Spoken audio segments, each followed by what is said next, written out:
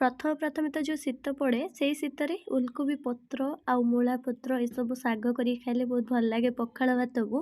ବାକି ଟିକେ ହେଉଛି କ'ଣ କହିଲେ ଶୀତ ଦିନର ଏମିତିକା ପଖାଳ ସାଙ୍ଗକୁ ଓଲକୋବି ଭଜା ବି ମଧ୍ୟ ବହୁତ ବଢ଼ିଆ ଲାଗେ। ବହୁତ ଜଣଙ୍କର ପ୍ରିୟ ଏଇଟା।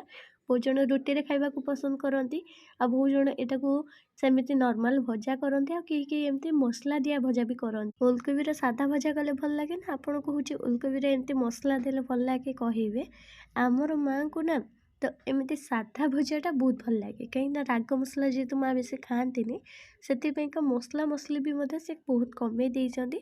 ନର୍ମାଲ ଭଜା ଏମିତି ସାଧା ଭଜା କରିଦେବେ ପଖାଳ ଭାତ ବାଡ଼ି ଆଣି ଗରମ ଗରମ ବସିକି ଖାଇବେ। ପଖାଳ ଭାତକୁ ଏଇ ଓଲକୋବି ଭଜା ଆଉ ତା ସାଙ୍ଗକୁ ଯଦି ବାଡ଼ି ଦେଶୀ ପିଆଜ ଥିବ ନା କୁହନ୍ତୁନି ଖାଇବା ଆହୁରି ଜମିଯିବ। ତ ଆଜି ମାଆଙ୍କର ସେଇ ମନଟା ହେଇଛି ଯେ ପଖାଳ ଭାତ ସାଙ୍ଗରେ ଓଲକୋବି ଭଜା କରିକି ଖାଇବେ।